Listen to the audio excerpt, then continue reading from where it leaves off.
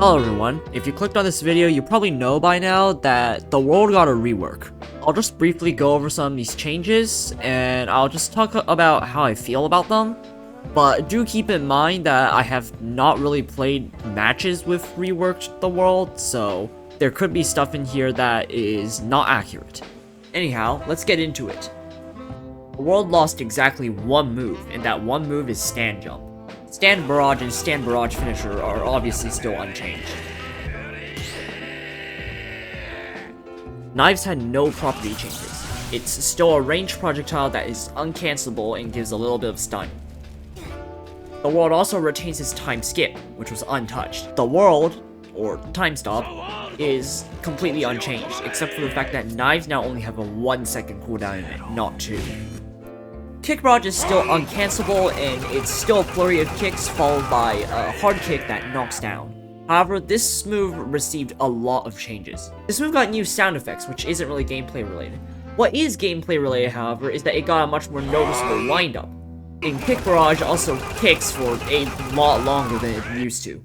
This move isn't parryable anymore though, which is a pretty major buff.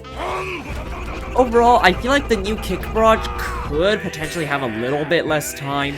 Otherwise, I actually quite like it. Although, to be fair, when I play YBA, I like to throw out buttons like I'm some sort of monkey.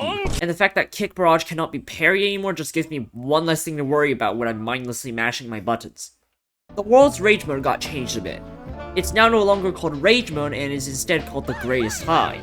This is basically a rage mode that gives you better reward, but is also harder to activate. To use the greatest high, you obviously need to fill the greatest high bar to full. You fill it by dealing damage, but you also lose it by taking damage. When you do use it, you get a walk speed boost, a damage boost, and access to Road Roller. Speaking of Road Roller is now a little bit bigger, so you don't get instantly countered by someone with a dash.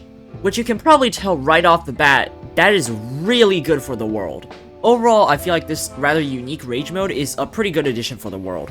Getting a walk speed boost, a damage boost, and a road roller that now isn't countered by anyone that has a flipping dash to give this stand a fairly interesting momentum-based playstyle where it really wants to get in and get its momentum going, and then get the greatest high, and then get even more momentum and snowball its way to victory. Hine is the first move that we're going to cover. This is the funny kakyoing punch that is really awful in Heritage, and in YBA it also isn't very good. If you press the button while your cursor is on someone, you teleport to them, punch them, which deals damage, sends them flying, and also leaves them bleeding for a little moment. This move bypasses block, but is parryable.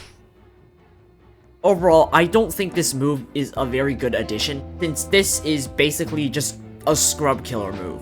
If your opponent has bad reaction time, or if your opponent just doesn't know what the Q means, or if your opponent just has high ping, have a hard time parrying the move, and more often than not, it just becomes a free damage button.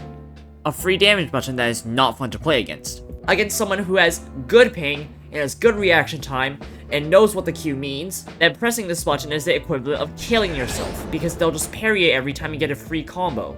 Road Sign Slam is a little bit crazy. You slam down your road sign with an animation that definitely isn't just sword style's blitz strike, and if it connects, the opponent is stunned. This move does have a bit of end lag, which means that you probably can't get another stun to extend your combo, but you can throw out a block break and there's a good chance that your opponent just has to take it. So right now, this move just sounds like Metal Silver Overdrive, but again, it's a stun and it even has a similar range. However, for whatever reason, this move is unparryable and unblockable. This move has about as much range as Metal Silver Overdrive, has a good stun, and bypasses block and is unparryable. Really? Overall, I feel like this is a stark contrast to the last move we covered, Shine, and this move is genuinely just really good. Obviously, because this move is cancelable, you can't use this as an out of pressure tool.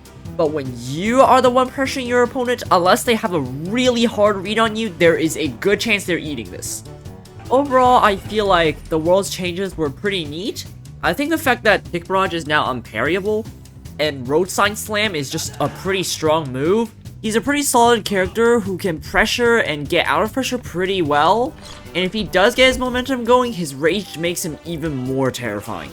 My 2 complaints would be, first, I'm not sure if Road Sign Slam is overtuned. I would have to go to 1v1s to check this. And honestly, I don't really feel like playing this game, and I'm also just not good at 1v1s, so I probably won't get good results. Stuff with a fairly fast startup that is also a block bypass and unparryable that gets you amazing pressure seems like a little bit I don't know.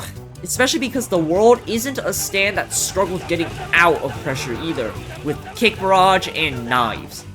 My second complaint is obviously the Chine move. Again, this move is kind of just a scrub killer or a laggy player killer. I would honestly genuinely rather have the stand jump back.